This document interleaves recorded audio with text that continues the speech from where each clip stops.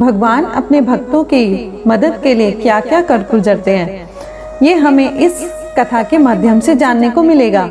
श्री चैतन्य महाप्रभु जगन्नाथ जी से दक्षिण भारत की यात्रा करने के लिए निकले थे। उन्होंने एक स्थान पर देखा कि सरोवर के किनारे एक ब्राह्मण स्नान करके बैठा है और गीता का पाठ कर रहा है। वह पाठ करने में इतना तल्लीन था कि उसे अपने शरीर का भी भान नहीं रहा। उसका कंठ गदगद हो रहा है, शरीर रोमांचित हो रहा है, नेत्रों से अश्रु की धारा बह चली जा रही है। महाप्रभु चुपचाप होकर देखते रहे और धीरे से उसके पीछे जाके खड़े हो जाते हैं।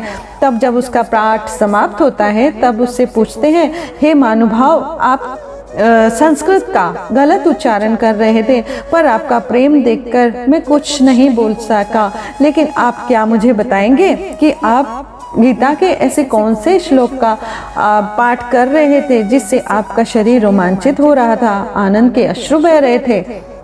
अपने सन्मुख एक तेजो में भव्य महापुरुष को देखकर ब्राह्मण ने जमीन पर लेटकर दंडवत प्रणाम किया और दोनों हाथ जोड़कर नम्रता पूर्वक बोला, भगवान, मैं संस्कृत क्या जानूं और गीता के अर्थ का मुझे कुछ भी पता नहीं। मैं तो बस ये देख रहा था कि बीच में दोनों ओर सेनाएं खड़ी हुई हैं और बीच में एक रथ खड़ा हुआ है।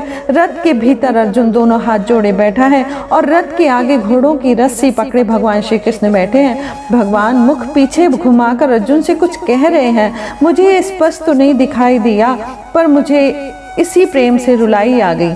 श्री चैतन्य महाप्रभु ने ब्राह्मण की सच्ची ईश्वर भक्ति देखकर कहा, भैया, तुम्ही ने गीता का सच्चा अर्थ जाना है और गीता का ठीक पाठ करना तुम्हें ही आता है। महाप्रभु इस ब्राह्मण से इतने प्रभावित हुए कि उसे उन्होंने हृदय से लगा लिया।